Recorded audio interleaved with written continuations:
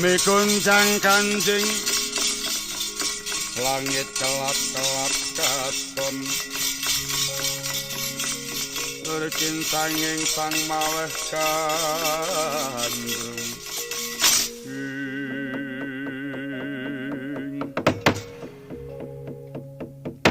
Pati Uraja Dewaku Mas kumala wintenku ya bandaku ya donyaku ya amalku dhewe Cit kula nuwun-nuwun wonten pangandika ingkang dawuh Kangjeng Rama wis bali kowe inggih kula sampun ngabiyantara ngrasa paduka Dewaji piye pawartane adi-adimu ngene makut nyang palagan apa ana guyuning ruang tangi sing mungsuh Cit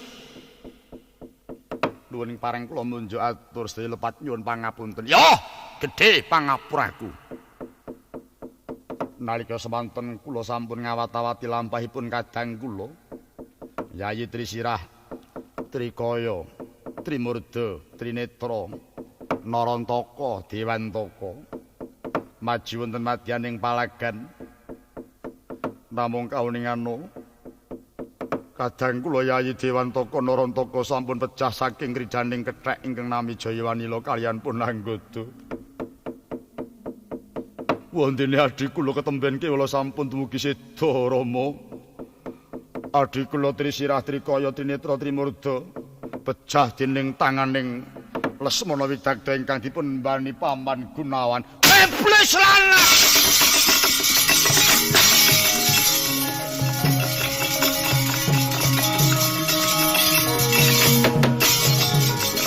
Jagat Dewa Bathara Cit kepiye saya nipes Senopati Ngalengka Cit ora nyala aku padha gugur madyaning palagan melani marang wong tuane Cit kepiye mongko kuwi bocah pengpengan kabeh kok nganti bisa mati bicarane piye tutu karepe dhewe iki kepiye lakon kaya ngene iki Cit nyadong duka ingkang kathah Kanjeng Rama dudu karepe dhewe saya peteng jagatku Cit sapa sing tak arep-arep kudu aku kang maju yang palagan aduh Kanjeng Rama menawi paduka ingkang badhe nyalirani lajeng sinten ingkang badhe ngayomi para wadyanegari Ngalengka aduh Cit ora ngono anakku sing tak gadang-gadang jebul wis mati ndisi bapakne Cit pancen kecut pancen iblis menungso ora tata pamanamu Gunawan mung tansah ngupaya marang wewadining negara Ngalengka upamane ora ana Gunawan pangarasaku anakku bakal menang adimu bakal ungguling jurit ning bareng ana si keparat iblis lanet si Gunawan anakku padha gugur ana madyaning palagan inggih Kanjeng Rama lakar mekaten kula gadah patembaya menawi dereng saged maca utawa mangganipun Paman Gunawan dereng lega manah kula anakku lanang tenan tugelen gulune tak golek keset ndase Pamanmu Gunawan kawula nono ninggi iki aku bakal lagot yang palagan sinuwun bulon tani apa sampun paduka ingkang magut wonten palagan sinuwun paduka pinangka dados adeg-adeg ing atasipun dereng sedaya rampal pangipun dereng sedaya gogrok oranipun kok uwit badhe magut wonten ing rananggana ngantos paduka menika mangke ngrumiyini sae basa laing para wadya ingkang dados pengayomanipun sinuwun lah banjur sapa sing dijagakake sapa sing mati yang palagan kula kengetan paduka kagungan kadanganem Gusti kula ing panglebur gangsa Raden Kumbakarna piye Gusti kula ing panglebur gangsa Raden Kumbakarna kowe aja ngrembug sing jenenge Kumbakarna aku nyawang rumangsa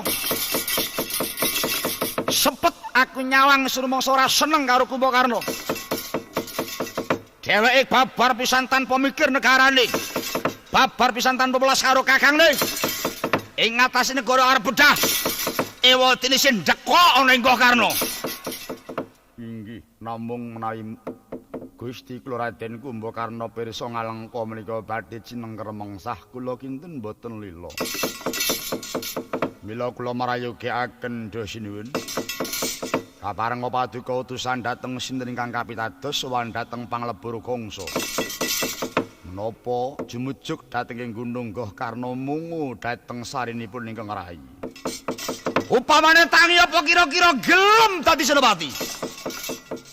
Inggih sedaya kala wonten pangendika paduka piyambak menawi paduka saged ngarih-arih keng rayi. Kula kinten ing rayi badhe sagah magut wonten ing palagan. Cet! Nuwun wonten dawuh. Dina iki cepet kangen aku mangkat menyang Gunung Goh Karna. Gugian pamanamu Kumbakarna lan aturna lamun ta ing wektu iki ngalengka bakal tinukup dening mungsuh. Kawula nuwun niki mboten langkung ngestaken dawuh. Kowe ora kena bali yen ora ngirit marang pamanamu si Kumbakarna. Yen nganti kowe bali ora entuk gawe balimu tak cepaki wit gurda komplit sak jadung gantung dasmu. Nuwun paring kula nyuwun pamit Kanjeng Rama.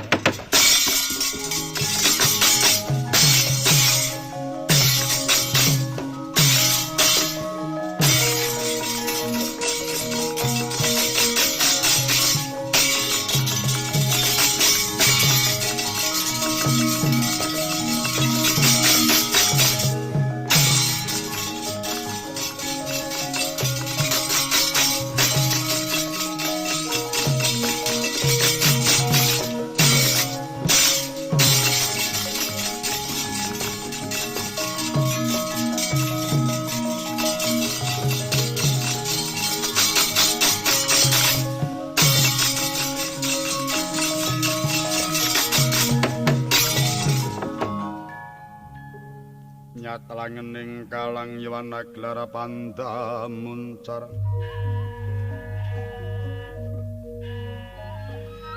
tinon lirek konang surem sorote padang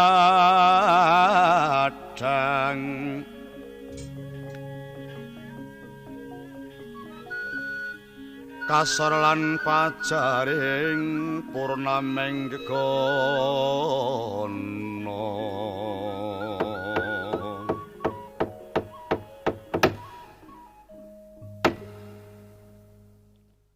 nalika samono sampun bidhal Raden Megananda kautus ingkang rama sowan dhumateng ing Gunung Goh Karna kinen hamungu dhumateng ingkang paman kang nembe Indra wonten ing Gunung Goh Karna. Wirandungan lampahing Sang Megananda prasasat kaya teksa kedene dak petite. Tan kendel wonten marga kang cinipta muhung enggalo prapti wonten madyaning Gunung Goh Karna. Sinegek kang lemawat nang kang kinucap. Ing mangke datan kaya ingkang sumendhe wonten ing lenggahing Gunung Goh Karna. Njere babah ndepani lemah. Raden Kumbakarna ingkang nembe sari tinengga lawan ingkang garwa kusumaning ayu Dewi Kiswani nadyan sipate ngreksaya nanging ketingal mancorong tejaning sang katong.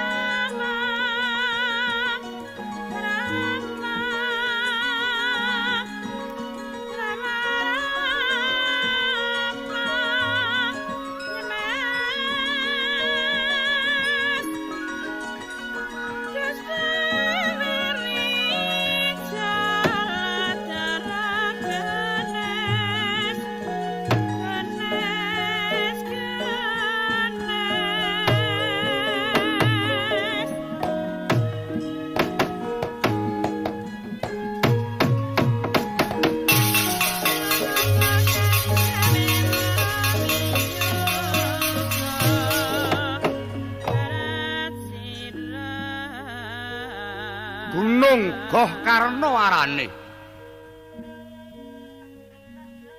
Areng-arenging gunung katingal miring winaraden winangun talundhagan tinanduran parigogolan Palawija.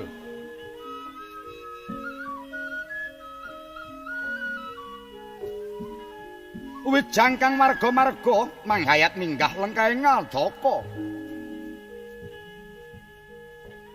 Enggo-enggoan pinager sela seta selani sinasa pasir jenar cinampur padas linebur.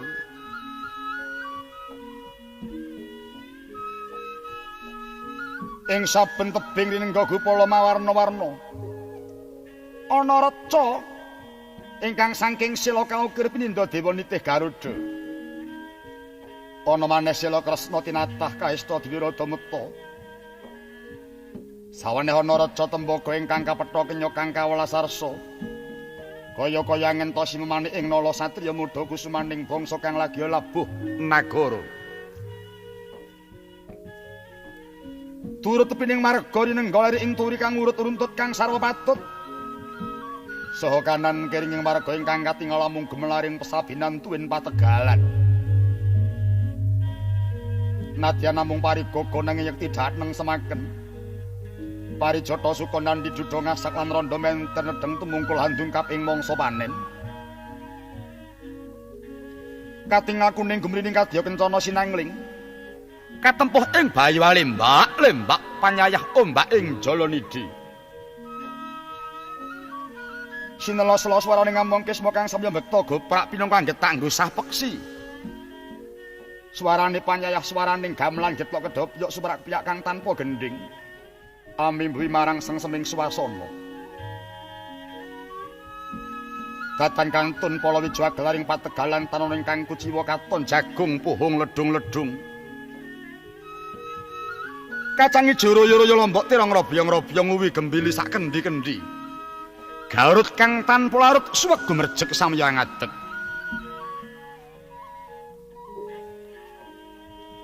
Nalika samono sapa ta ingkang nembe sari wonten ing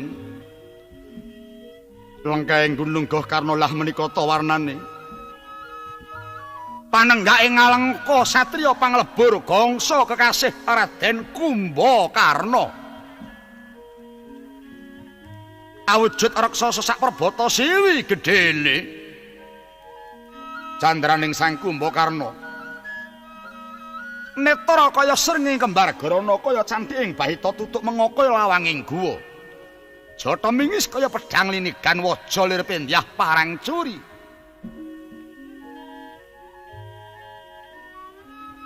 Ngudarik mo gimbal dene dalado tumumpang gigir nglawer tekan wadidan. Ulune ngasta Cinandra kaya taru kang tuwuh ana ing Prabata katingal diwut-diwut. Yen segu kaya gluduk, yen petak kaya gelap ngampar. Parandene wis sawetawis nggenya Sang Kumbakarna. Anggenya Nindra dering ketingawungu. Setya bektining garwa Dewi Keswaning tansah ngadhep ngersanipun ingkang ngaraka. Ciptaning galih arsa tinengga sawungunipun ingkang ngaraka. Sawetawis lenggahing Sang Dyahayu katungka swaning Raden Megananda dumurujug tanpa laraban.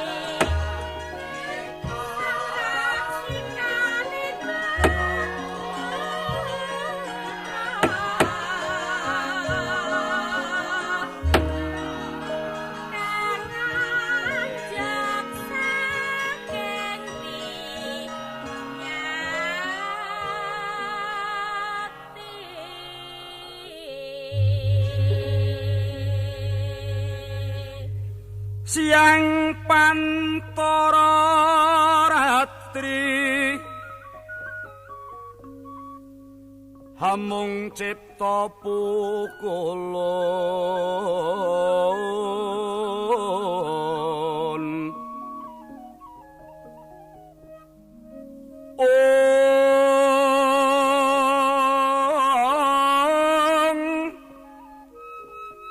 tanol yuan kaeksi